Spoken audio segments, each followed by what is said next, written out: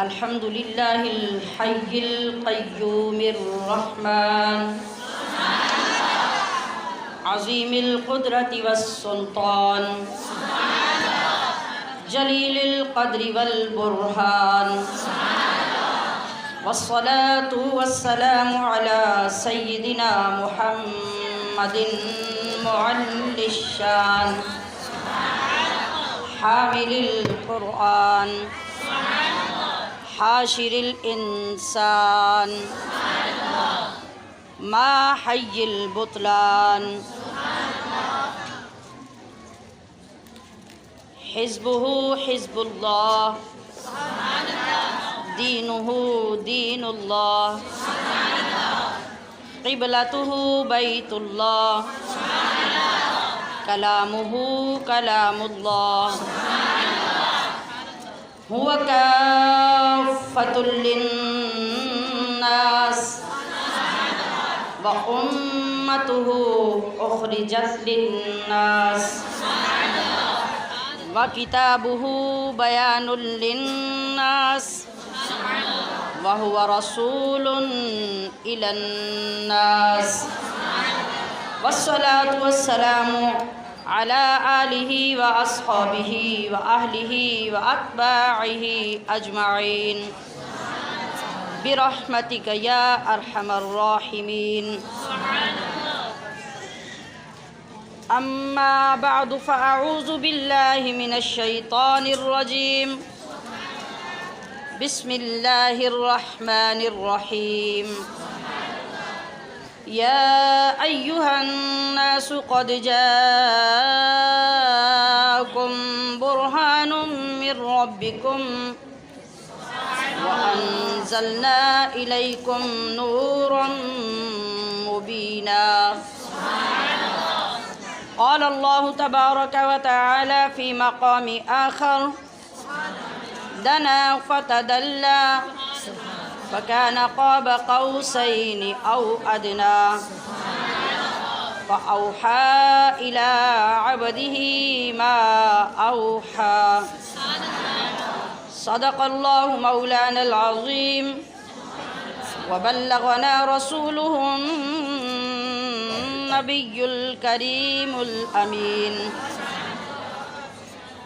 इन्नल्लाह व मलाइकतहु युसल्लूना अलन नबी या अय्युहल्लज़ीना आमनू सल्लू अलैहि व सल्लिमू तस्लीमा। आज की महफिल की सुनवान पे है मेराज मुस्तफ़ा और उरूज उम्मत।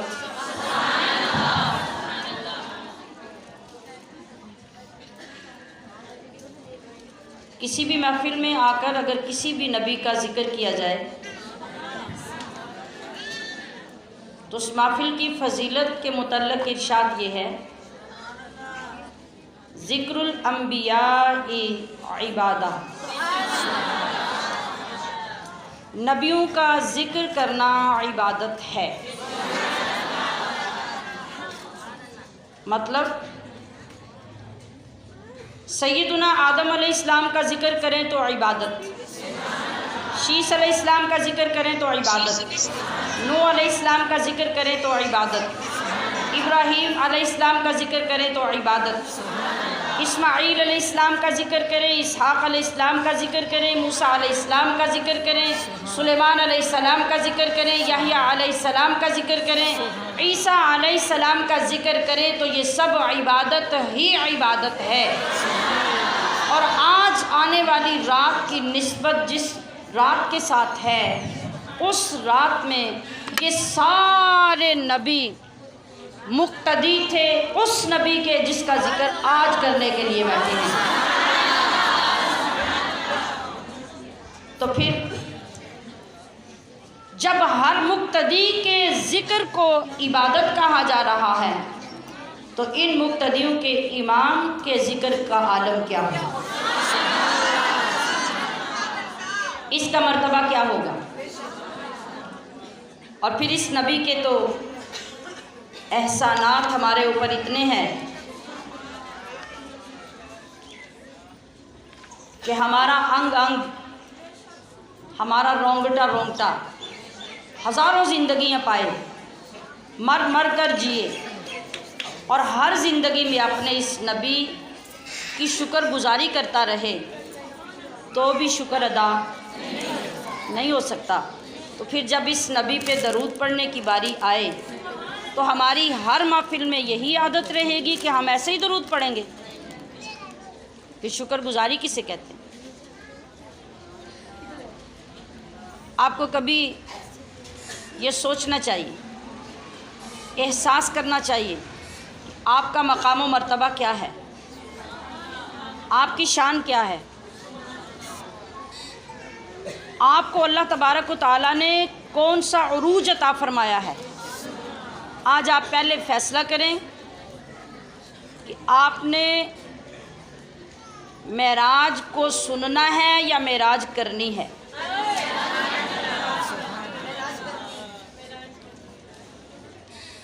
मेरे सामने वाले लोग बोलें। इतनी आवाज़ों से मेराजें नहीं हुआ करती। आपका क्या इरादा है? मेराज करनी है। तो मेराज करने के लिए तैयारी क्या है? पहले तसव्वुर, तख़य्युल, आज के दिन और आज की रात के साथ निस्बत को मजबूत करना, अपनी अदा, अपनी तवज्जो और अपनी जुस्तजू इस मेराज की तरफ मुतवज्जे करना। एक लम्हे के लिए ना नज़र इधर हो और ना समाअत, ना आवाज़ कम हो और ना जज्बा। आपको पता है कि सेंसिटिव सफ़र करने के लिए बेल्ट बांधने पड़ते हैं। बेल्ट बांधिए, अलर्ट होइए, समाअतें, निगाहें मेरे सपुर्द कीजिए और अपने जिस्म के रोंगटे रोंगटे से ये इकरार कीजिए कि हम जिस नबी के मेराज के ज़िक्र में बैठे हैं उस पे उसका हक़ क्या है और हमारे ऊपर उस नबी के एहसानात क्या हैं। जिनमें सबसे बड़ा एहसान क्या है? आपका वादा हो गया, निगाहें मेरे सपुर्द हैं, समाअतें मेरे सपुर्द हैं, जुस्तजुएं भी मेरे सपुर्द हैं। क्या है कि मुझे आपने ड्राइवर बनाया है, मुझे आपने ड्राइवर बनाया है, तो फिर सारे साजो सामान ड्राइवर के सपुर्द होते हैं ना। हाँ, तो वो सब मेरे सपुर्द करके आप बैठेंगे और अगर गाड़ी निकल गई तो फिर मेरा कसूर नहीं होगा जी। तो चलिए, तसव्वुरात का सफ़र शुरू है और सोचिए, देखिए, गौर कीजिए, क्या खूब सजे हैं अर्ज़ो समा। अर्ज़ किसे कहते हैं? समा क्या है? तो क्या क्या सजा हुआ है? क्या खूब सजे हैं अर्ज़ो समा, मेराज की शब सुबहान अल्लाह।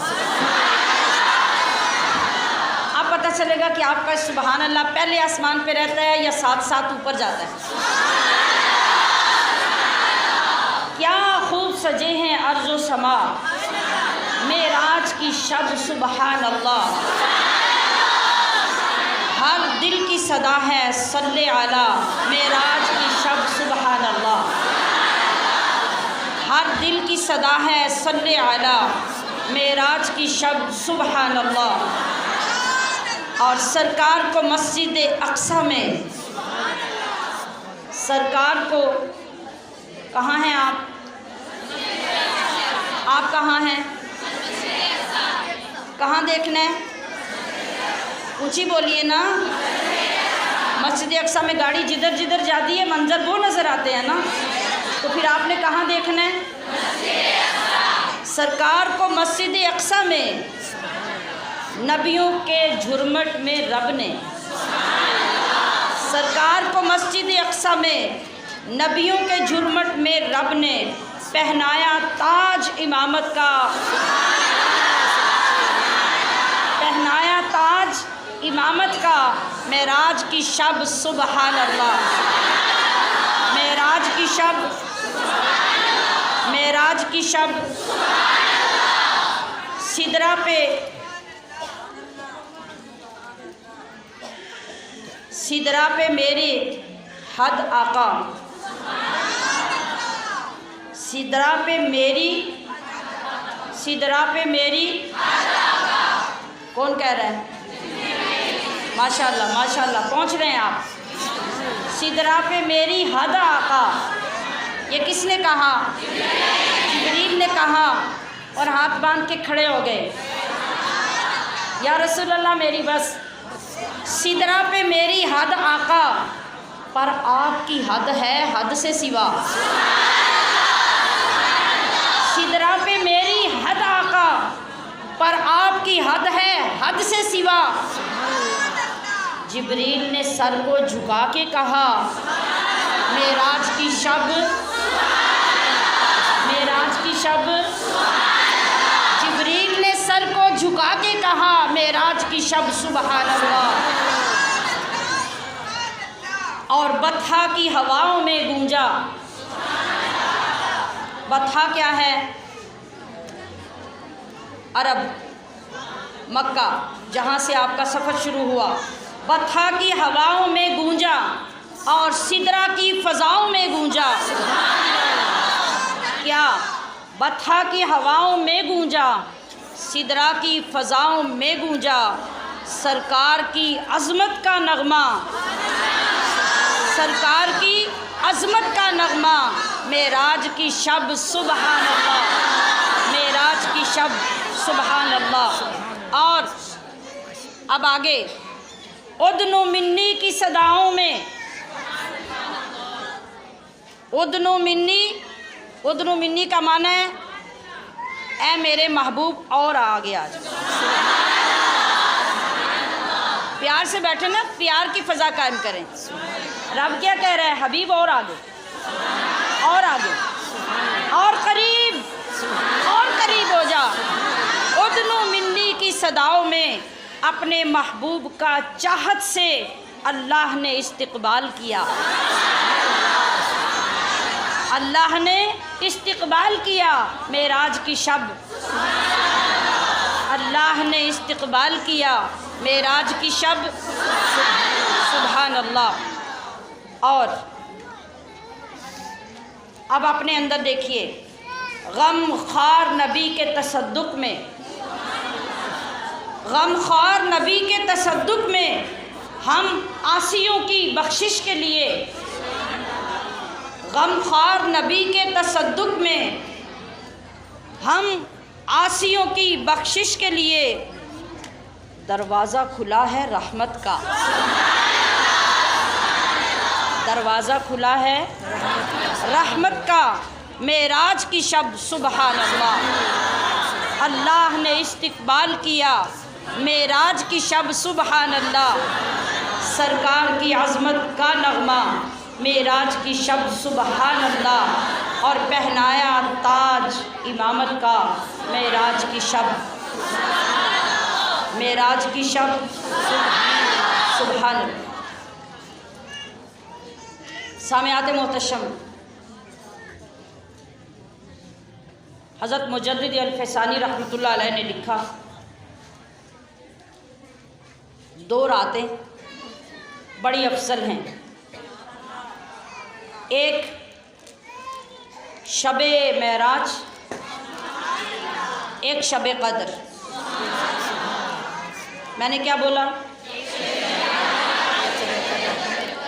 गाड़ी चल रही है, आप खड़े हो गए। मैंने क्या बोला?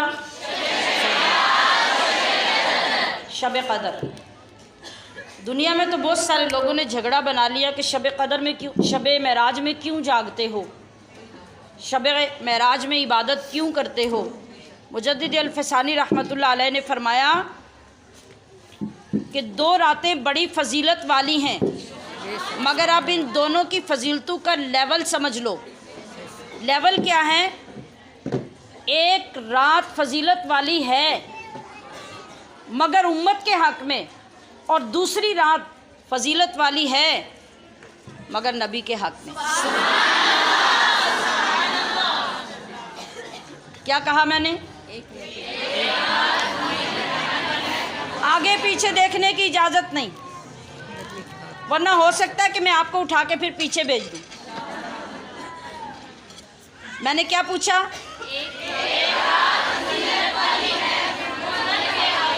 अब जवाब दीजिए, फजीलत उम्मत की ज़्यादा है या नबी की? नबी की। तो जो चीज़ उम्मत से मंसूब होगी वो ज़्यादा फजीलत वाली होगी या जो नबी से? मसला हल कर लें फिर।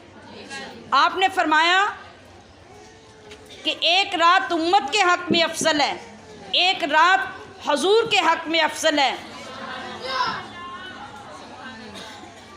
लैलतुल क़द्र उम्मत के हक़ में अफजल है और लैलतुल मेराज मुस्तफ़ा के हक़ में अफजल है। बताइए फिर जो रात रसूलुल्लाह के हक़ में अफजल है, उस रात में खैरात मांगी जाएगी तो क्या क्या मिलेगा? निस्बत यहाँ बड़ी है। हमने एक चीज़ का ट्रेंड बनाना होता है, हम बना लेते हैं, हम इल्म हासिल नहीं करते। हमारी भेड़ चाल होती है, हम चलते हैं और चलते हैं। आज सुनिए, इस जुमले को समझिए। आज की रात रसूलुल्लाह के हक़ में अफजल है। सोचिए ना, रब क्या कह रहा है? महबूब उदनु मिन्नी, उदनु मिन्नी। अब ये उदनु मिन्नी कितना है हम ऐसे समझते हैं। पहले चंद कलिमात ये समझ लीजिए। आज की रात की फजीलत के बारे में हज़रत मुक़ातिल रवायत करते हैं कि काफ पहाड़, कोहे काफ का नाम सुना हुआ है ना? हाँ, कोहे काफ के पीछे एक ज़मीन है जो इंतहाई सफ़ेद और चांदी की तरह हमवार, सफ़ेद, चमकदार और बिल्कुल हमवार। और उस कोहे काफ के पीछे जो ज़मीन है, वो ज़मीन मालूम है कितनी बड़ी है? जितनी पूरी रुए ज़मीन हमारे पास है, इस ज़मीन से 7 गुना बड़ी वो ज़मीन है।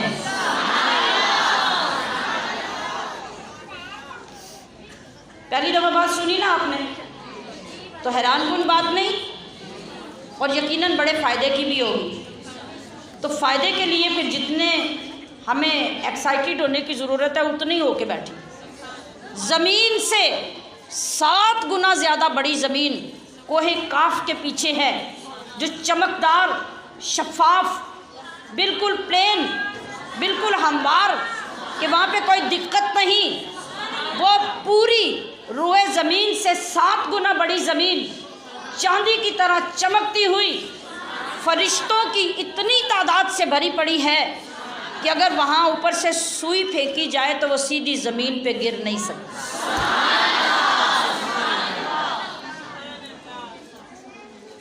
समझ आई? वो फरिश्ते वहाँ क्या कर रहे हैं?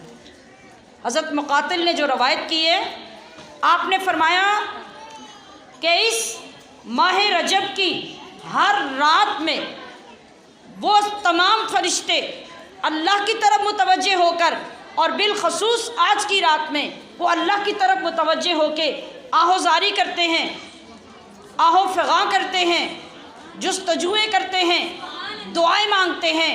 अल्लाह उनकी तरफ मुतवज्जे होता है और फरमाता है, फ़रिश्तों बोलो तुम क्या चाहते हो? वो कहते हैं, मौला तेरे महबूब की उम्मत की बख्शिश चाहते हैं,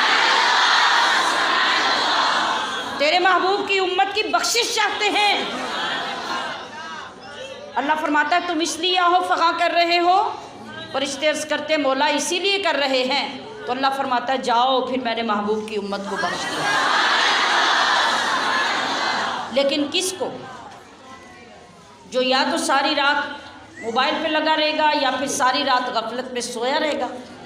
आखिर उसके अंदर भी तो कोई तलब होगी ना, आखिर वो भी तो कुछ तलब करेगा, वो भी तो कुछ मांगेगा, उसको भी तो रब्बे करीम देखेगा कि क्या ये भी बख्शिश चाहता है। तो फरिश्तों की वो आहो फ़िग़ा और वो दुआएं हमारे लिए ज़मानत बन जाएंगी और अल्लाह के यहाँ से रसूलुल्लाह के सदक़े से कितना बड़ा इनाम मिलेगा, हमारी बख्शिश के ऐलान हो जाएंगे। और उन फरिश्तों का मंज़र क्या होता है, कितनी तादाद मैंने बताई, ज़मीन से 7 गुना बड़ी ज़मीन। और ये जिस तरह आप एक तरतीब से बैठे हुए ना, यहाँ तो बंदा गुजर जाता है, मैंने कहा वहाँ से सुई भी नहीं नीचे उतरती, वो इस कदर भरी हुई है। और उस रात में जब वो सारे मुनज़्ज़म होकर उठते हैं अपने रब की तरफ मुतवज्जे होने के लिए, तो उनके हाथ में एक एक झंडा होता है।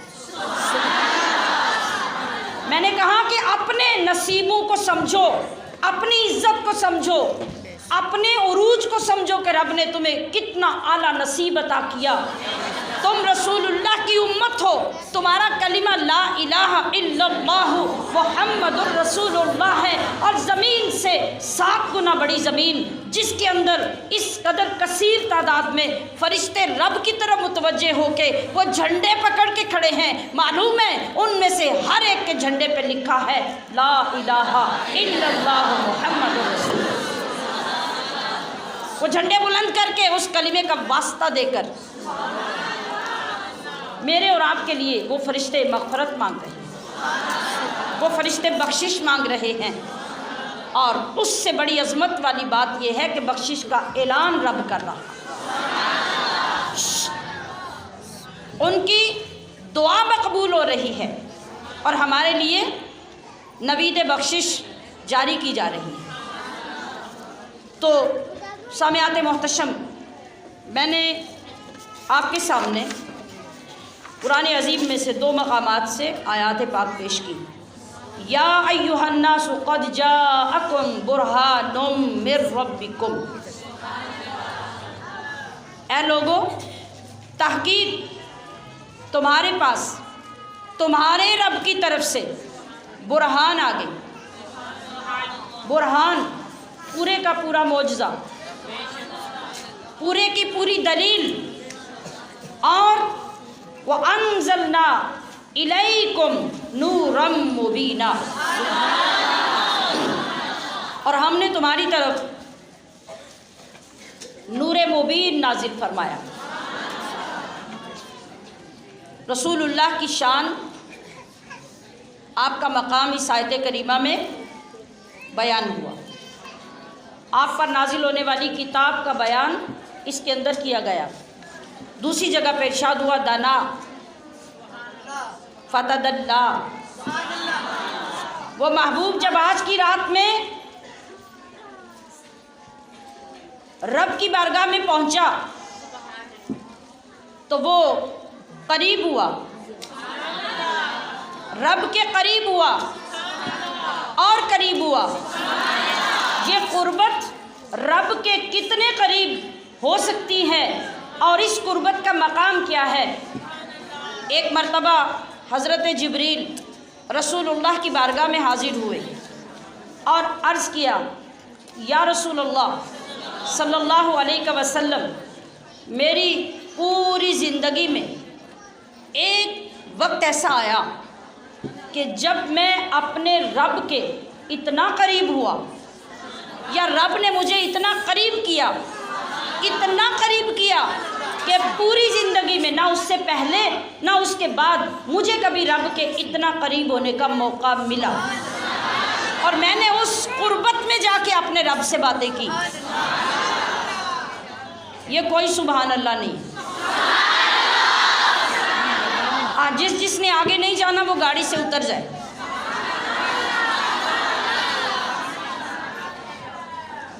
और अब दोबारा मुझे कोई ढीला नज़र आया तो मैंने गाड़ी से उतार देना है। बिल्कुल, आपने वादा किया कि हमने मेराज सुननी नहीं, मेराज करनी है।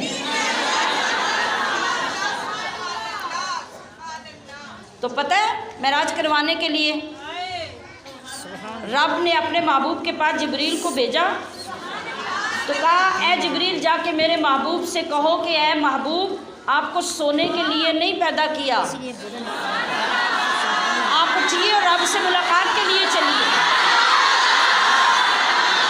तो आप क्या समझते हैं, ढीली ढीली सुभान अल्लाह कह के मेराज होने लगी है जी। जिब्रील ने क्या कहा, या रसूल अल्लाह, आका एक लम्हा, एक वक्त, एक मौका ऐसा आया, ना उससे पहले कभी आया और ना उसके बाद, क्या था, रब ने मुझे अपने इतना करीब किया, इतना करीब किया कि मैंने डायरेक्ट अपने रब से बातें की। अब ज़रा तवज्जो, हजूर अलैहिस्सलातु वस्सलाम ने फरमाया कैफ़ काना या जिब्रील, वो सिचुएशन क्या थी, वो क्या रंग था तेरी कुर्बत का, तू किस तरह अपने रब के इतना करीब हुआ और कितना करीब हुआ। जिब्रील अलैहिस्सलाम ने अर्ज़ की, या रसूल अल्लाह, वो जो इंतहाई कुर्बत का मौका था उसमें मेरे और मेरे रब के दरमियान 70,000 पर्दे थे। समझें, इससे ज़्यादा कुर्बत जिब्रील को ना बाद में मिली ना पहले। ये इंतहाई कुर्बत थी कि जिब्रील और रब के दरमियान 70,000 पर्दे थे। अब अगर उनमें से एक पर्दा भी मज़ीद कम हो जाता तो अज़ीज़ात मोहतशम क्या होता, जिब्रील की नूरानियत कायम ना रह सकती। कैपेसिटी इतनी थी, नूरानियत की वो वैरायटी इतनी थी कि अब इससे आगे और करीब अल्लाह जिब्रील को करता तो क्या था। पीछे आपने क्या सुना कि सिदरा पे जाके जिब्रील हाथ बांध के खड़े हो, या रसूलल्लाह मेरी तो हद ये है और आपकी हद, आपकी तो हद से भी बड़ा है। तो क्या पता चला कि नूर की वैरायटीज़ भी मुख्तलिफ हैं। वो वैरायटी जिब्रील की थी कि 70,000 पर्दों से आगे 69वां पर्दा भी उठाया नहीं जा सकता था, ये स्टॉप था और जिब्रील के लिए इंतहाई कुर्ब था। अब सुनिए, मेरे मुस्तफ़ा ने जिब्रील की बात सुनकर क्या फरमाया, कहा जिब्रील जब तुम मेरे साथ सिदरा तक गए और आगे से जब मुझे आगे जाना पड़ा तो मैं जब सिदरा से आगे बढ़ा तो मेरे पैकर के साथ वो सारे हिजाबात जब टकराए तो रब्बे करीम के नूर के 70,000 पर्दे फट गए। 70,000 पर्दे मेरे पैकर के साथ लगते फट गए और फिर वो मकाम आया, दना फतदल्ला फकाना काबा कौसैनी हुआ। दो कमानों के बराबर औ अदना या इससे भी ज़्यादा करीब रब ने अपने महबूब को किया।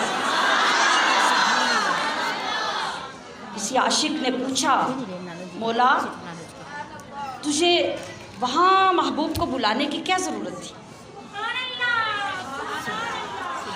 जवाब आया रब की बारगाह से, कहा कि तू नहीं जानता मेरा महबूब कितनी हया वाला है। मेरा महबूब बहुत हया वाला है। मैंने हज़ारों लाखों मर्तबा महबूब से कहा, महबूब अपने लिए कुछ मांग। मैंने अगर 70,000 बार मेराज की रात में भी अपने महबूब से यही कहा कि महबूब अपने लिए कुछ मांग, तो हर बार मेरे महबूब ने एक ही जवाब दिया कि या अल्लाह जो देना है मेरी उम्मत को दे। या अल्लाह जो देना है। कभी की किसी से मोहब्बत, समझो, सोचो, मोहब्बतों की सारी हदें नीचे रह गई हैं। ये वो मोहब्बत है जो मेरे साथ और तुम्हारे साथ महबूब खुदा को। सुभान अल्लाह। 4 घड़ी की मोहब्बत में मुहिब और महबूब दो इकट्ठे होते हैं तो तीसरे की खबर तक नहीं रहती। सगी औलाद को भूल जाते हैं। आज नाजायज़ हराम मोहब्बत को भी देख लें एक 7 बच्चों की माँ को भी अगर किसी से मोहब्बत होती है ना, बच्चे घर छोड़ के भाग जाते हैं। माँ से ज़्यादा भी कभी किसी को किसी से मोहब्बत हुई है? माँ ही सबसे ज़्यादा मोहब्बत करती है ना औलाद से। मगर जब नफसानी मोहब्बत गालिब आती है तो वो बच्चों की परवाह किए बगैर, माँ बाप की परवाह किए बगैर छोड़ के भाग जाती है। अब ज़रा उस फीलिंग में आइए, मुस्तफ़ा करीम कहाँ हैं? मुहिब और महबूब की खलवत में मुलाकात है, कमरे में नहीं, किसी खास बिल्डिंग में नहीं, 4वीं 5वीं 8वीं 10वीं मंजिल पे किसी खास रूम में नहीं, आसमान नीचे, जन्नत दोज़ख नीचे, सिदरतुल मुंतहा नीचे, हर मकाम नीचे रह गया, मकामात के नाम ख़त्म हो गए। वहाँ जाके रब के साथ महबूब खुदा मुलाकात कर रहे हैं। रब बार बार फरमा रहा है, महबूब तुझे खलवत में इसलिए बुलाया है कि यहाँ कोई सुनने वाला ना हो, तुझे झिझक ना आए। आज डायरेक्ट बैठ के जो मांगना चाहता है मांग ले, जो तेरी ख्वाहिश है मेरे सामने रख, तेरा रब पूरी करने को तैयार है। तो मुस्तफ़ा ने हर बार जवाब दिया, रब्बी हबली उम्मती, रब्बी हबली उम्मती। क्या है, मैंने अर्ज़ किया कि मेराज मुस्तफ़ा उरूज उम्मत आज हमारा मौजूद है। ये उम्मत का उरूज है। और फिर इस उरूज को हज़ूर नबी करीम सल्लल्लाहु अलैहि वसल्लम की ज़ुबान अक़दस से सुनिए। आप अलैहिस्सलातु वस्सलाम ने इरशाद फरमाया कि ऐ मेरे सहाबा, हर नबी के हिस्से में एक उम्मत आई और हर उम्मत के हिस्से में उनका नबी आया। बड़ा इश्क से लबरेज जुमला है, इसे ज़ाया नहीं होने देना। आदम अलैहिस्सलाम को उम्मत मिली, नूह अलैहिस्सलाम को मिली, शीस अलैहिस्सलाम को मिली, हर एक को उम्मत मिली और हर उम्मत को नबी मिला। कुर्बान हो जाइए इस जुमले पर कि मेरे और आपके आका ने फरमाया, ऐ सहाबा तुम मेरे हिस्से में थे, मैं तुम्हारे हिस्से में था। तुम मेरे हिस्से में थे, मैं तुम्हारे हिस्से में था। अरे कायनात में आमिना के लाल के बराबर कोई तलाश तो करो, अब्दुल्लाह के नूरे नज़र के बराबर कोई तलाश तो करो जिसको ये मर्तबा मिला हो। अगर किसी के पास ये मर्तबा होता तो वो कलीमुल्लाह जो तूर पे जाके रब से बातें कर रहे हैं, वो अल्लाह की बारगाह में सजदा रेज होके ये कहते सुनाई ना देते कि मौला मुझे भी महबूब का उम्मती बना दे। ये रब ने मुझे और आपको मर्तबा दिया, किस वजह से? निस्बत की वजह से। निस्बत जितनी ख़ास होती है, मंसूब होने वाला उतना ही ख़ास हो जाता है। अब हम मेराज सुन नहीं रहे, मेराज कर रहे हैं। तो जिस महबूब ने हमें इस निस्बत से नवाजा, हमारा ताल्लुक़ कायम करके ऐलान किया कि लोगों तुम मेरा हिस्सा, मैं तुम्हारा हिस्सा। ज़रा सी भी मोहब्बत हो तो दिल करता है 24 घंटे तस्बीह लेके ये जुमला बोलते ही जाए, या रसूल अल्लाह मैं आपका हिस्सा, आप मेरा हिस्सा, आका आप मेरा हिस्सा, मैं आपका हिस्सा। किस कदर दिल फरेब जुमला है जो मुस्तफ़ा ने मोहब्बत की इंतहा कर दी अपनी उम्मत के साथ। तो मुझे बताइए कि जब हम रसूलुल्लाह का हिस्सा हैं तो फिर रसूलुल्लाह ने हमारा हिस्सा लेने में मोहब्बत का हक़ अदा किया कि ना किया? न्याज बट रही है, लंगर बट रहा है। अभी आप उठेंगे लंगर लेंगे तो लंगर लेते हुए एक अम्मा जी जाएंगी, मेरे पुत्र वास्ते भी दे दे, बेचारा बीमार है, मेरी धी वास्ते दे दे, उन्होंने बड़ा शौक सी आउंदा पर आ नहीं सकी। आगे बढ़ बढ़ के लंगर लेंगे। हाँ, मुस्तफ़ा ने हमारे लिए लंगर कहाँ से लिया? रसूलुल्लाह ने हमारे लिए लंगर कहाँ से लिया? अल्लाह तो बार बार अपने महबूब की ख्वाहिश जानना चाह रहा है। अल्लाह तो बार बार ये चाह रहा है कि आज खलवत में मेरा महबूब आया, कुछ अपने लिए मांग लो। अरे अपने लिए नहीं तो फातिमा तो ज़हरा के लिए मांग ले, हज़रत अली के लिए मांग ले, हसनैन करीमैन के लिए मांग ले, अपनी लाडली नवासी ज़ैनब के लिए कुछ मांग ले। कहा नहीं नहीं मौला, जो देना मेरी उम्मत को दे।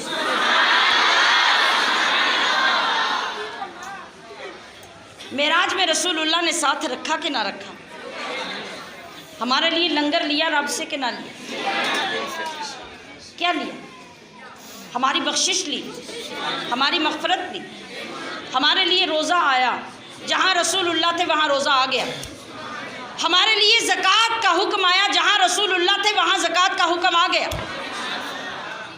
हमारे लिए हक़ूक़ुल इबाद आए, जहाँ जहाँ आप तशरीफ़ फरमा होते वहाँ वहाँ हुक्म आ जाते। हमारे लिए हज का हुक्म आया, जहाँ रसूलुल्लाह थे हज का हुक्म आ गया। जिहाद के हुक्म आए, जहाँ आका तशरीफ़ फरमाते जिहाद का हुक्म नाजिल हो गया। हर हुक्म, हर इबादत, हर रियाजत, हर कायदा, हर कुलिया, हर ज़ाबिता रसूलुल्लाह की बारगाह में जिब्रील लेकर आते रहे।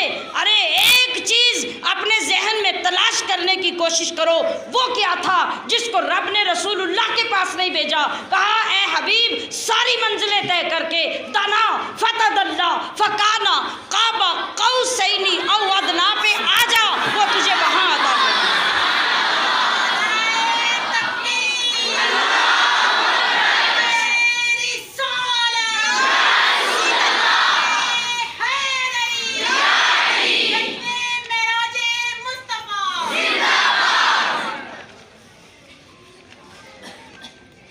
जो इतनी मेहनतों से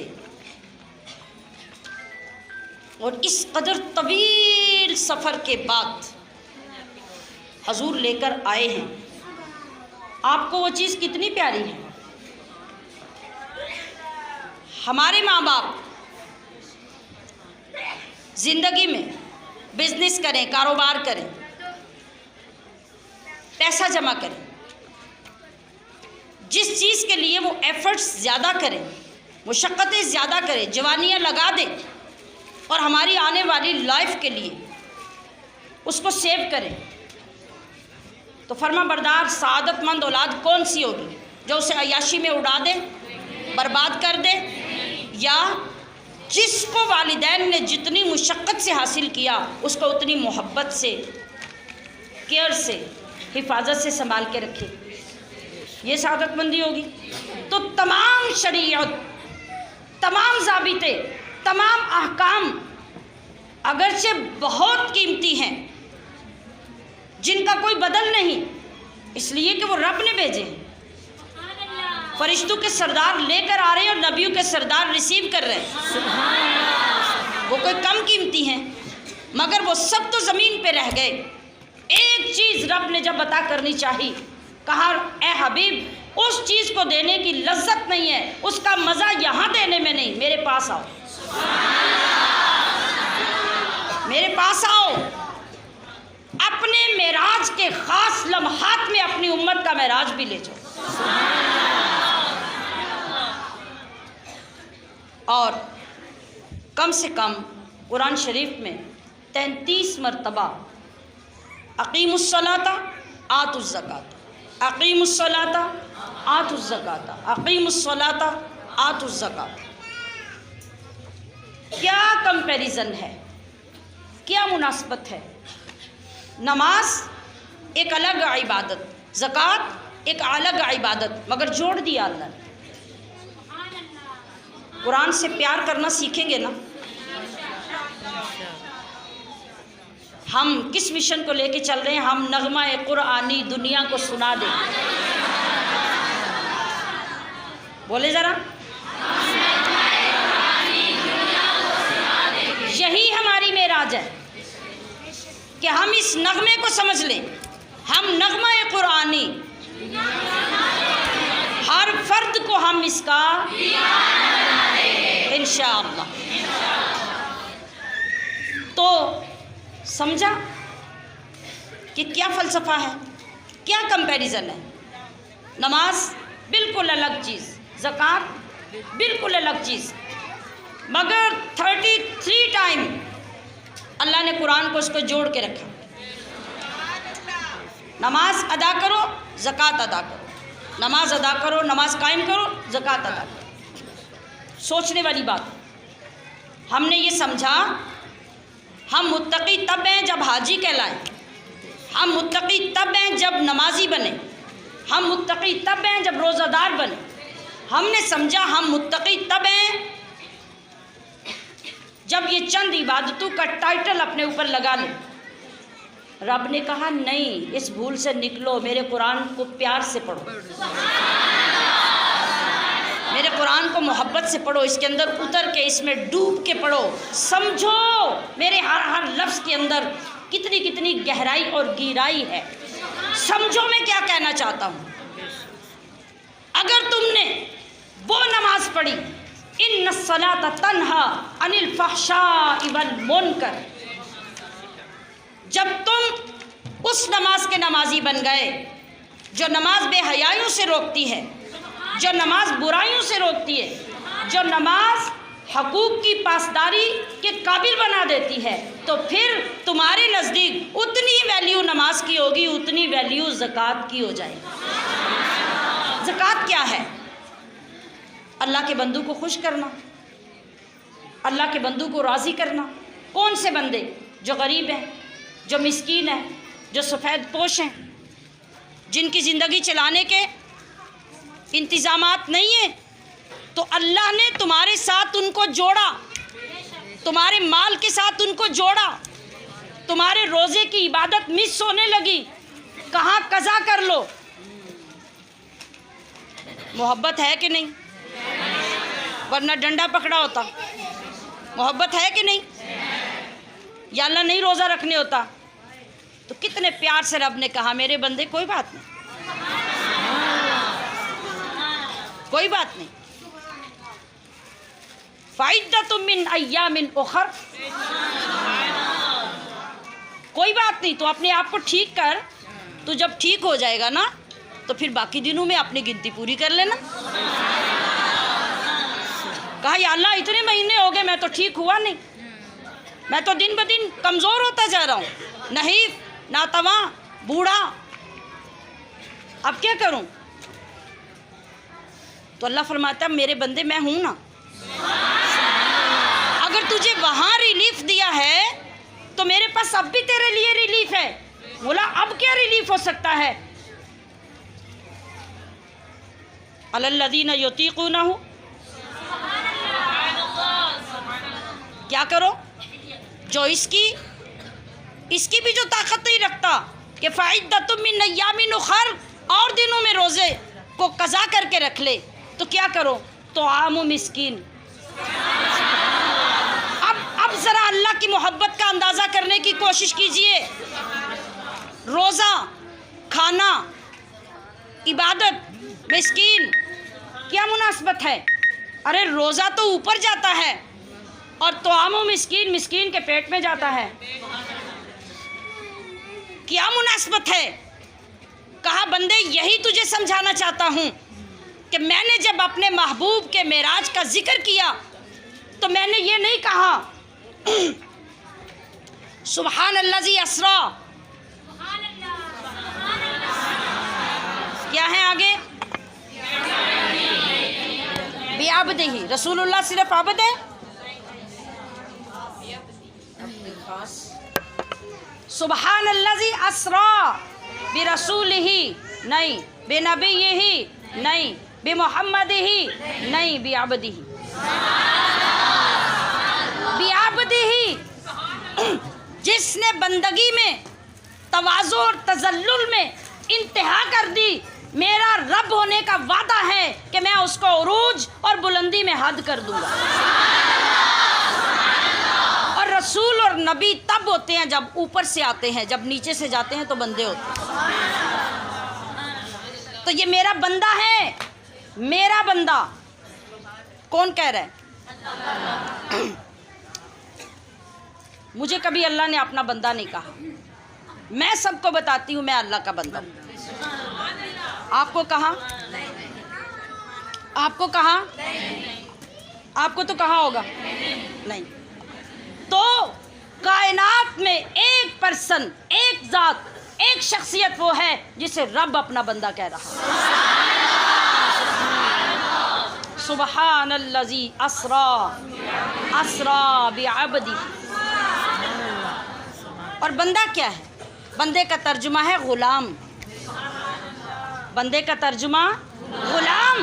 तो रब्बे जुल जलाल बिअब्दिही के पर्दे में पूरी उम्मत को ये सिखा रहा है कि तुम भी मेरे बंदे की तरह बंदे बन जाओ। तुम्हारी मेराज ही मेराज। और तुम्हारी बंदगी क्या है? तुम्हारी बंदगी ये है, तुम्हारी बंदगी का उरूज ये है, तुम्हारी बंदगी की मेराज ये है कि तुम सिर्फ नमाज रोज़े पर इक्तिफा नहीं करो, बल्कि मेरे बंदों को राज़ी करो। मेरे बंदों को राज़ी करो। जिसकी निस्बत मेरे महबूब के साथ हो जाती है उसको अपने सर का ताज बना लो। तुम्हारी मेराज इसमें है। सिर्फ वाक़ियात मत सुनो, सिर्फ तकरीरें मत सुनो, सिर्फ तिलावतों पर इक्तिफा ना करो। कुरान को समझो, कुरान के अंदर मोहब्बत के साथ गोताज़न हो जाओ। फिर देखो कौन कौन से जवाहरात, कौन कौन से मोती, कौन कौन से लाल निकलते हैं। तो अक़ीमुस्सलात आतुज़्ज़का का मतलब क्या है कि जब तुम्हें सच्ची नमाज नसीब हो गई तो फिर मेरे बंदों की खुशनुदी, मेरे बंदों को राज़ी करना, मेरे बंदों की दिलजोई की तौफीक भी मिल जाएगी। और जब तक नमाज की तरह तुम्हें ये मकाम ना मिला, तुम्हारी नमाज भी नमाज नहीं है। इसका मतलब ये है, एक मतलब बता रही हूँ, सिर्फ एक मतलब। अगर उसकी चाहते खोलेंगे हम तो खुलती जाएगी। एक नुक्ता इसके अंदर ये है कि सिर्फ नमाज को अपने मुत्तकी होने का मयार मत बनाओ और उधर ज़कात का इनकार करो तो तुम कहो कि मैं बहुत मुत्तकी हूँ। नहीं, जितनी नमाज ज़रूरी है उतनी ज़कात से। और ज़कात में लेने वाले कौन है? बंदे। नमाज लेने वाला कौन है? अल्लाह। लेकिन उस बंदे के हाथ के अंदर रब का हाथ छुपा हुआ है। कहेगा ना रब क़यामत में कि आज तो तू आ गया मेरी बारगाह में, मगर तुझे याद है मैं बीमार हुआ तो मेरा पता ही नहीं करने आया। हाँ, क्या दावा है ये? दावे कौन करता है? जिसको जिससे मोहब्बत हो। कितना प्यार है रब को बंदे से कि रब भरे मजमे में, भरे माशर में कहेगा तुझे याद है मैं बीमार था तो मेरा पता ही नहीं करने आया। तुझे याद है मुझे प्यास लगी तूने मुझे पानी नहीं पिलाया। तुझे याद है मुझे भूख लगी तूने मुझे खाना ही नहीं खिलाया।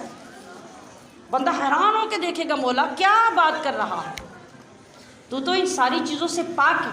कहा हाँ, मगर मैंने अपने मजहर भी तो दुनिया में रखे थे, मैं उनके पर्दे में था। और वो कौन थे? वो गरीब जिसको ना कोई हॉस्पिटल पूछने जाता, ना कोई घर पूछने जाता, ना कोई अयादत देता, ना उसकी कोई दिल जोई करता। अरे वही तो मैं था। वो मिस्कीन जिसके पानी तक पीने के लिए कुछ नहीं था, उसके पास मैं ही तो था। अगर उस वक़्त तू उसको पिला देता तो गोया मुझे पिलाता, उसे खिला देता तो मुझे खिलाता, उसका हाल पूछ लेता तो मेरा ही हाल पूछ। कहा बंदे की मेराज ये है।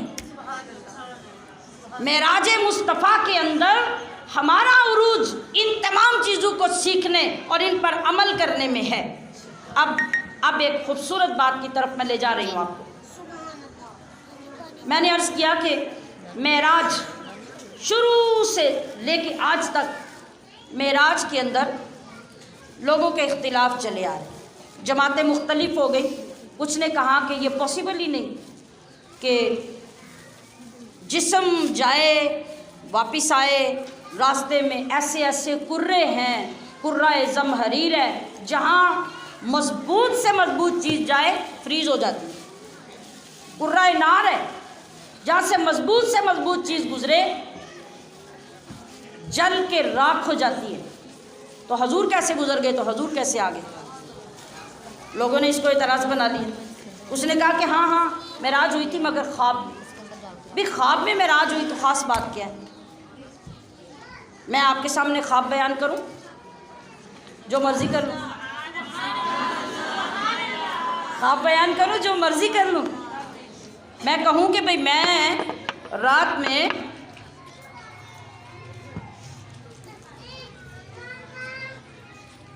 देख रही थी कि मैं यहाँ से प्रवास करते करते काबे में पहुँच गई। मैंने प्रवास करते करते काबे के 7 चक्कर लगाए और वहाँ से मदीना शरीफ चली गई। आपको कोई टेंशन है? कोई एतराज़ है? हैं? नहीं? पक्की बात है? क्यों? क्यों? यानी ये पॉसिबल है, और ये मैं नहीं, आप भी कह सकते, आप इससे भी बड़ी बात कर सकते हैं, और किसी को कोई एतराज़ नहीं। क्यों? कि वो जो रूह नींद के वक़्त हमारे जिस्म से निकलती है उसका नाम है रूह सैलानी। और रूह जब निकलती है वो पहाड़ों में जाए, जंगलों में जाए, बयाबानों में जाए, बागों में जाए, समंदरों में जाए, कोई रोक नहीं सकता और कोई एतराज़ भी।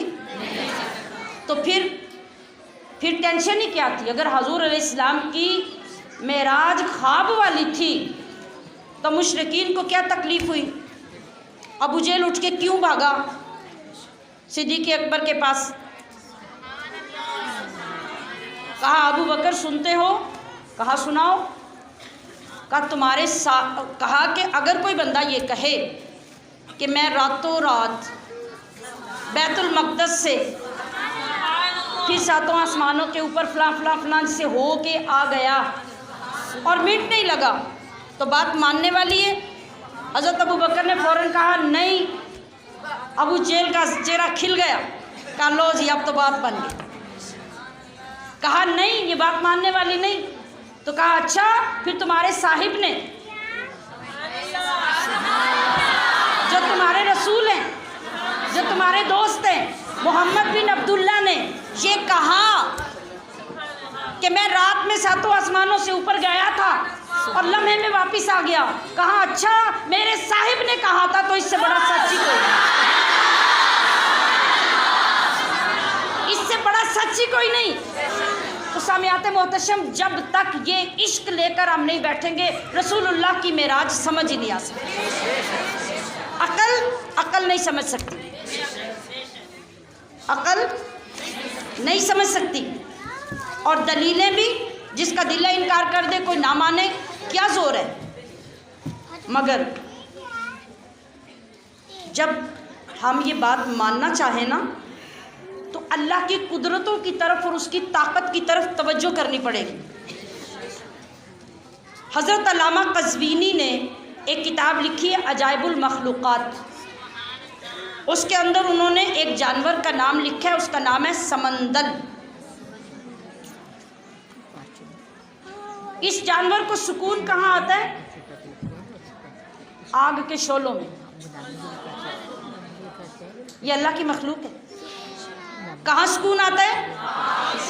और उससे मज़े की बात ये कि जब वो गंदा हो जाता है ना, मैला कुचैला, तो वो आग के अंदर छलांग मारता है। आग के अंदर छलांग मारता है, थोड़ी देर के लिए के बाद बाहर जब आता है तो आईने की तरह चमक रहा होता है। ये अल्लाह की मखलूक है। आप कहें ये मानने वाली बात है तो ना माने, क्या फ़र्क पड़ता है? अल्लाह को क्या फ़र्क पड़ेगा?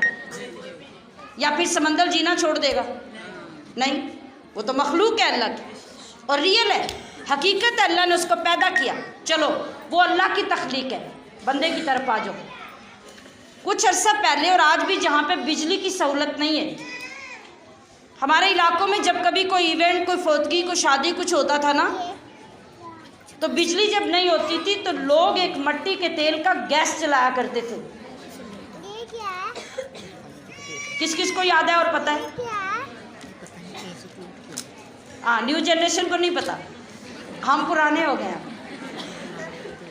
तो वो मिट्टी के तेल लालटेन की तरह वो थोड़ा सा बड़ा होता था, शीशे की चिमनी होती थी और उस चिमनी के दरमियान में एक रेशम का मेंटल लगता था। नक्शा मैंने खींच दिया, अब समझ लो। रेशम का मेंटल लगता था। मुझे बताइए कि ये कपड़ा जितना भी मोटा, ये कारपेट ले लें सबसे मोटा, इसको आग लगाएं, ये काम का रहेगा? जल जाएगा ना। उस मेंटल की तख्लीक तो बंदे ने की है, वो बंदे ने की है। वो रेशम का एक मेंटल धागे का होता है। जब उसके अंदर पंप के साथ प्रेशर दिया जाता है ना, वो तेल प्रेशर से निकलता है और उसको वो गीला करता है। फिर जब आप आग लगाते हैं तो वो मेंटल उस आग के साथ सिकुड़ने लगता है और बल्ब की तरह हो जाता है। वो रेशम का मेंटल बना हुआ जो बंदे ने बनाया, आग उसको जलाती नहीं। आग है ना, जलाती नहीं। अब वो मेंटल बल्ब बन जाता है, पूरे घर में बिजली की तरह रोशनी हो जाती है। किसी को इतराज़? किसी ने उठा के गैस को बाहर फेंक दिया हो कि ये क्या फजूल बात है? किसी ने इनकार किया हो? नहीं। अरे फजूल मामूली नाकारा से बंदे की तख्लीक का कोई इनकार करना तो कुजा, उससे भरपूर लोग फ़ायदा उठाएं। तो जिसको रब पैदा करे और जो ताकत रब अपनी इस्तेमाल करके हजूर को ये मौजज़ा दिखा दे, तो उसका इनकार कौन बदबख्त करेगा?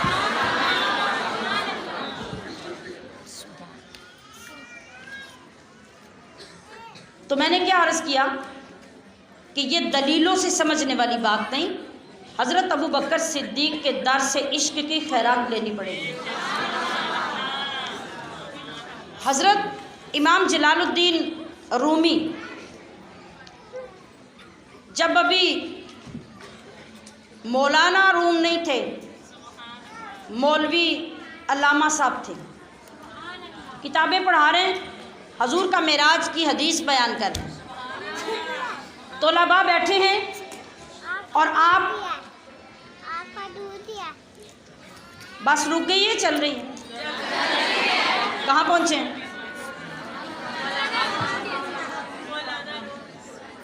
मौलाना रूम हजूर का मेराज तोलबा को समझा रहे हैं और यही वाक़या बयान कर रहे हैं कि हजूर सातों आसमानों से ऊपर, सिदरतुल मुंतहा से ऊपर अल्लाह के कुर्बे ख़ास में तशरीफ़ ले गए और फिर वापस भी आए। सब दलीलें दी, समझाया। तोलबा में बार बार कोई ना कोई सवाल कर रहा था कि हज़रत हमारी समझ में ये बात नहीं आ रही। इधर हज़रत मौलाना रूम ये समझा रहे हैं, उधर एक दरवेश आया, हाथ में बांसुरी पकड़ी हुई है, और जिधर हज़रत मौलाना रूम लेक्चर दे रहे हैं, मेराज समझा रहे हैं, पास आके इधर उधर फिर के बांसुरी बजाना शुरू कर दी। मौलाना रूम को गुस्सा आया, उन्हें रोका, वो दरवेश रुका नहीं। आपने तोलबा से कहा कि उठो, इसको पकड़ के सुतून के साथ बांध दो, हम हदीस पढ़ रहे हैं और ये कैसा बंदा है कि ये पास आके बांसुरियाँ बजा रहा है। बड़ी नुक्ते की बात है। ये जो लोग ज़ाहरी अपने इल्म पे मगरूर हो जाते हैं ना, वो सुने ज़रा। वो दरवेश बांसुरी बजा रहा है, आपने तोलबा से गुस्से से कहा कि उठो, इसको पकड़ के सुतून के साथ बांध दो, ये बाजी नहीं आता और हमें हदीस ने बयान करने देता। तोलबा उठे, उन्होंने उस दरवेश को पकड़ा, सुतून के साथ खड़ा किया, रस्सा लिया, रस्सा लेके जब यूं मेरी तरफ देखिए, देखा ना, मेरी तरफ नहीं देख रहे, मैंने कहा था आंखें मेरे सपुर्द कर दे। आपने तोलबा से कहा तो उन्होंने रस्सा लेके जब यूं करके बांधा तो रस्सा आपके जिस्म से पार हो गया।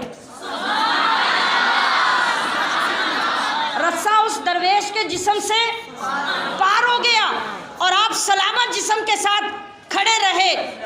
दोबारा तोलबा ने कोशिश की, रस्सा जिस्म से पार हो गया, तीसरी बार फिर कोशिश की, रस्सा फिर जिस्म से पार हो गया। मौलाना रूम हैरान हो गए, परेशान हो गए। दरवेश मुस्कुरा के बोला, कहने लगा अभी भी मेराज की समझ नहीं आई। कहा अभी भी मेराज की समझ नहीं आई। अब बताऊं वो दरवेश कौन था? वो शम्स तबरेज रहमतुल्लाह अलैह। जिस महबूब के गुलामों का ये आलम है, बताओ उस महबूब को वो मेराज करना मुश्किल था। अल्लाह करीम ने तमाम अंबिया किराम को मौजज़ात दिए। आपने कुरान में जितने पढ़ सके, जिसने पढ़ा, उलमा से सुना, किताबों में पढ़ा, हर नबी को अल्लाह ने मौजज़े दिए। कितने दिए? 1, 2, 4, 8, 10, जितने भी दिए।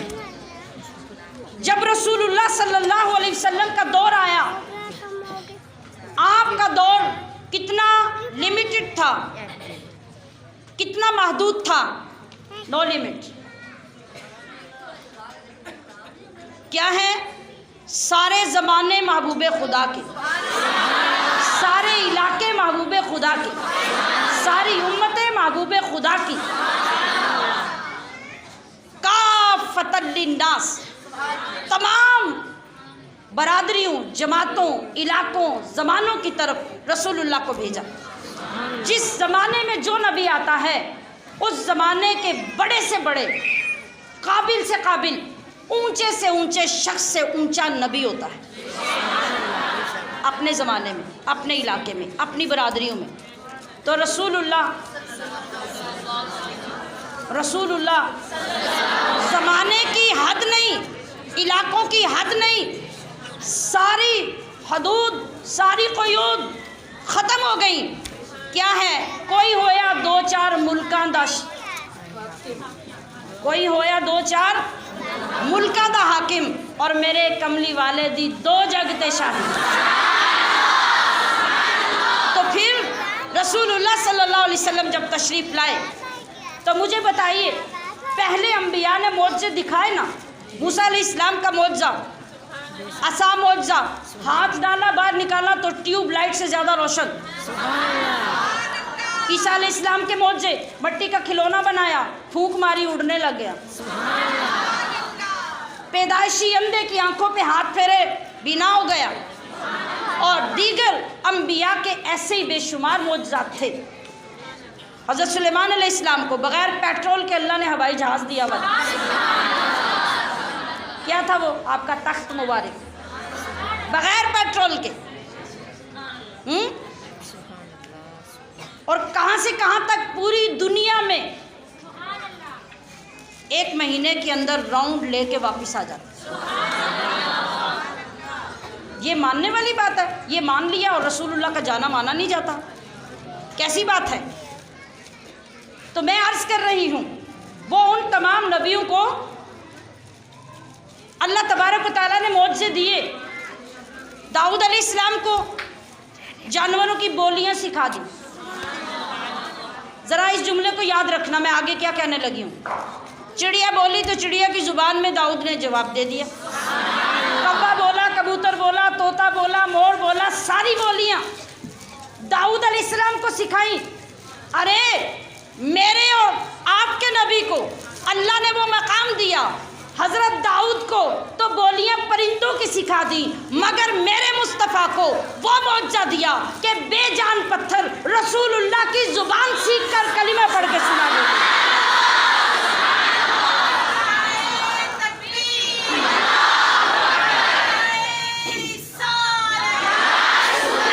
मेराज हो रही है कि नहीं? मेराज हो रही है कि नहीं? रसूलुल्लाह को सिर्फ बोलियां नहीं सिखाई, उनकी बोली में रसूलुल्लाह जवाब नहीं देते।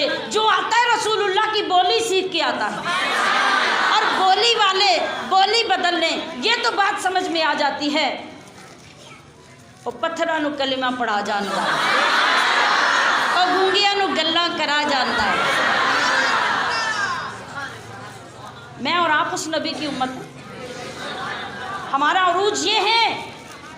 और सामियात मोहतशम, अब रसूलुल्लाह की बारगाह में हिरनी आके बातें करें, ये रसूलुल्लाह का मौजज़ा है, लेकिन क्या ये रसूलुल्लाह के शयान शान है? बस इतनी शान है आपकी। पत्थरों ने कलिमा पढ़ा, बस आपकी इतनी शान है। दरख्त जड़ें घसीटता हुआ हजूर की बारगाह में आके कलिमा पढ़ रहे, हजूर की इतनी शान है? नहीं। तो साहिब कसीदा बुर्दा शरीफ हज़रत इमाम बोसीरी रहमतुल्लाह अलैह फरमाते हैं कि लोगों, मेरे नबी ने चांद को तोड़ा, सूरज को मोड़ा, पहाड़ों को चलाया, दरख्तों को चलाया, पत्थरों से कलमे पढ़ाए, मुर्दों को जिंदा किया, मगर ये सारे मौजज़ात मेरे नबी के शायान शान नहीं हैं। मेरे नबी की शान इनसे भी ऊंची है। अगर इसी पर इक्तिफा हो जाती तो फिर नबी की शान यहाँ महदूद हो जाती। लिहाजा मेरे रब ने तमाम मौजज़ात तो दिए, मगर अभी ये सब मेरे नबी के शयान शान नहीं थे। तो फिर ए इमाम बोसीरी, आप बताइए कि हमारे नबी के शयान शान क्या था? कहा बस दो चीज़ें मेरे नबी के शयान शान थी। वो क्या? एक कुरान करीम और दूसरा अल्लाह के कुर्ब में जाके सिर्फ बातें करना नहीं, अपने सर की आंखों से और दिल की आंखों से रब का दीदार करना। ये वो शान थी जो मुस्तफ़ा करीम के शयान शान थी, जो किसी को अता न की। और आओ ए उरूज उम्मत की निस्बत हासिल करने वालों, तुम्हारे लिए खिल उठने का मकाम ये है कि ये शान और ये मकाम और ये ख़ास मौजिज़ा जो मेरे और आपके नबी को रब ने अता किया, इस नबी की निस्बत के सदक़े से क़यामत में जन्नत मिलेगी, तख्त मिलेंगे, बागात मिलेंगे, नहरें मिलेंगी। तो क्या रसूलुल्लाह की उम्मत के लिए ये बस है? कहा नहीं, मेरे रसूल के ख़ास मौजज़ा रब का दीदार था, तो मेरे महबूब की उम्मत का ख़ास शरफ भी जन्नत में रब का दीदार है।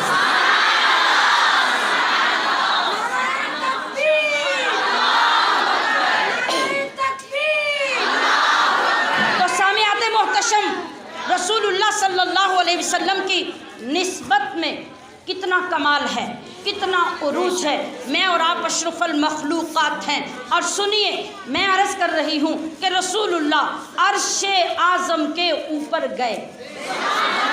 रब ने कुरान मजीद में अर्श को मजीद कहा, अर्श को करीम कहा, अर्श को अजीम कहा। वो अर्श करीम है, वो अर्श अजीम है, वो अर्श मजीद है। अरे जिस अर्श को रब करीम ने कुरान मजीद में इन खिताबात के साथ जिक्र किया, ज़रा देखो, तख़य्युल में देखो, ज़रा तसव्वुर में देखो, वहाँ अपने महबूब नबी को बैठे हुए देखो और इस हाल में देखो कि वो अर्श मजीद, वो अर्श करीम और वो अर्श आज़म जो है, उस अर्श के ऊपर तुम्हारे और मेरे नबी के नालैन हैं।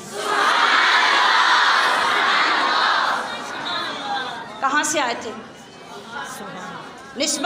निस्बत फ़ख्र। आखिरी बात की तरफ जा रही हूँ, हमें नमाज अदा करनी है। सामियात मोहतशम, अल्लाह ने रसूलुल्लाह को अर्श पर बुलाया।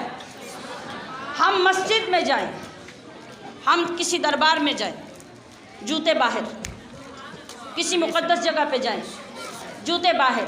कलीमुल्लाह की बारी आई, कोहे तूर पे गए, आगे बढ़ने लगे। कहा मूसा रुक जाओ, कहा लब्बैक, बोला हुक्म हो, फरमाया जूते पीछे उतारो। पहाड़ है, क्या करना है वहाँ? एक ख़ास काम करना है कि रब के नूर को देखना है, रब के नूर को देखना है। बड़ी निस्बत कायम होने लगी है। अदब ये है, मूसा जूते पीछे, रसूलुल्लाह चले हैं, मक्का से निकले हैं, बैतुल मक़दस से होते हुए आसमानों को पार करते हुए जब पहुँचे हैं वहाँ, जिब्रील तो हाथ बांधे कब के पीछे खड़े। अब रसूलुल्लाह आगे गए हैं, झिझके, रुके, जूते उतारूं, रब का अर्श है, वहाँ जाना है। कहा हबीब ये तो कोई बात ना हो, हबीब ये तो कोई बात ना हो। महबूब के पास आके ऐसे तकल्लुफ़ किया, आ जाओ, ओदनों में आ जाओ, जूतों समेत आ जाओ। सोचिए अजीज़ाते मोहतरम, वो जूते कहाँ से आए थे? क्या अल्लाह ने जन्नत से भेजे थे? क्या जिब्रील लेकर आए थे? क्या हुजूर के जूते हमेशा जन्नत से आते थे? आपके नालैने मुबारक फरिश्ते उठा के लाते थे? नहीं, आपने मक्का से ही बनवाए थे। आपने बोलो ना, आपने मक्का से बनवाए थे ना। वो मेराज मक्का से शुरू हुई ना, आपकी अभी हिजरत तो हुई नहीं थी, आपने मक्का से बनवाए थे या कहीं और से ख़रीदे होंगे? किस चीज़ के, किसके थे नालाने पाक? ज़रा दिलों को खोलो, दिलों को खोलो, निस्बत को महसूस करो। और हमें जो हुक्म दिया गया, हुजूर की आल से लेके हुजूर के हर गुलाम तक का अदब करो, एहतराम करो, उससे मोहब्बत करो। अजीज़ात मोहतशम, वो जूते मुबारक, वो नालैन अक़दस जो रसूलुल्लाह सल्लल्लाहु अलैहि वसल्लम पहनते थे और उनके साथ मक्का की गलियों में, बाज़ारों में, बयाबानों में, पहाड़ों में चल के जाते थे, कहीं ना कहीं मक्के की मट्टी भी तो लगी होगी, साथ ही गई ना, साथ ही गई ना, वो भी अर्श का तबर्रुक बन गई। अब मैं पूछ ये रही हूँ कि वो नालैन अक़दस आए कहाँ से? लोगों ने बड़े एतराज़ उठाए उन पर। बताइए, चमड़ा कहाँ से आया? चमड़ा कहाँ से आता है? किसी जानवर का चमड़ा होता है ना, किसी गधे का होगा, गाय का होगा, ऊँट का होगा, और उसको पाक किया जाएगा, सुखाया जाएगा, तैयार किया जाएगा। आखिर नालैन पाक तो उसी के बने ना। ये तो डन है कि जन्नत से नहीं आए, वो ज़मीन में किसी न किसी जानवर के सूखे चमड़े के वो नालैन पाक तैयार हुए। जब तैयार हो गए तो कदमैन मुस्तफ़ा के साथ लग गए। अब बात ये नहीं कि वो अर्श पर गए तो मुक़द्दस हुए, बात ये है कि वो नालैन पहले मुक़द्दस से रब ने कहा, ए हबीब इनके साथ ही आ जाओ। अर्श की निस्बत ने नालैन को मुक़द्दस नहीं किया, रसूलुल्लाह के तलबों ने उन नालैन को मुक़द्दस किया है।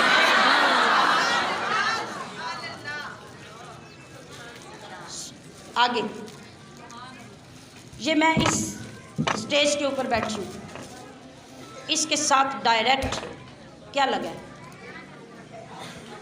जूते लगे हैं, जूते लगे।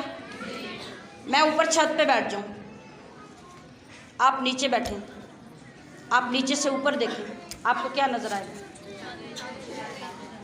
क्या नज़र आएगा? बोलिए, मोहब्बत से बोलिए, क्या नज़र आएगा? तो रसूलुल्लाह आलम बाला में, आसमानों से ऊपर, जन्नत से ऊपर, सिदरतुल मुंतहा से ऊपर, अरे सारी बुलंदियाँ, सारी रिफ़ाअतें वो तो नीचे रह गई, सारे मकामात नीचे रह गए। उन सारी बुलंदियों के ऊपर सबसे पहले जो नीचे वालों को नज़र आ रहा है वो हुजूर के नाल, वो हुजूर के नालैन है। तो या अल्लाह, ये क्या किया? ये नालैन किसी चमड़े से बने और तूने इन नालैन को इतना मकाम दे दिया। क्या पता वो किस जानवर के चमड़े के हैं? कोई तो कोई जानवर ही है ना, उसके चमड़े के नालैन बने हैं। तो या अल्लाह, ये मकाम उन नालैन का कहा है, बंदे होश में आ। कोई हकीर से हकीर, अमीर से अमीर चीज़ जब मेरे मुस्तफ़ा के साथ मंसूब हो जाती है तो फिर हम उन चीज़ों के शजरे नहीं पूछा करते। हम नहीं देखते वो नाई है, वो कसाई है, वो माची है, वो मोची है, वो चट्ठा है, वो चीमा है, वो चौधरी है, वो जट है, वो कौन है? हम ये देखते हैं कि ये मेरे नबी का है, हम ये देखते हैं कि ये मेरे नबी का है। तो जिस जानवर के चमड़े से भी नालैन बने हैं, ये मेरे महबूब के कदमों से लगे हैं, लिहाजा इनका मकाम अर्श के ऊपर है। अजीज़ात मोहतशम, अगर जानवर के चमड़े के नालैन बने मुस्तफ़ा की निस्बत के साथ, उनका मकाम ये है कि कायनात की बुलंदियाँ नीचे मेरे और आपके नबी के नालैन ऊपर। और अब हमें कहा गया कि नबी की हर मंसूब चीज़ के साथ प्यार करो। और सबसे पहले जो ऊपर बुलंदी पे हमें चीज़ नज़र आ रही है वो आप अलैहिस्सलाम के नालैन है। नालैन के ऊपर आपके कदम मुबारक के ऊपर आपकी टांगे, आपकी कमर मुबारक, आपका पेट मुबारक, सुनिए सुनिए देखिए, आपका सीना मुबारक, और अजीज़ाते मोहतशम इस सीने के ऊपर मेरे नबी के कंधे मुबारक हैं, और इतने दर्जों के ऊपर जो कंधे आते हैं उन कंधों का सवार इमाम हुसैन और इमाम हसन है। अब ज़रा बताइए कि इस ज़िंदगी में, इस दुनिया में रहकर हमें हजूर की आल से कितना प्यार करना है, हमें हजूर की औलाद से कितनी मोहब्बत करनी है, हमें उनका एहतराम कितना करना है, उनका अदब कितना करना है। और जब उनके वास्ते से हम रसूलुल्लाह के साथ जुड़ जाएंगे तो फिर उरूज की कैफियत क्या होगी, उरूज का आलम क्या होगा, और मेराज की कितनी खैरात हमारे हिस्से में आएगी। रब्बे करीम आज हम जिस मकाम तक पहुँचे हैं इसको समझने और इसकी कदर की हमें तौफीक अता फरमाए।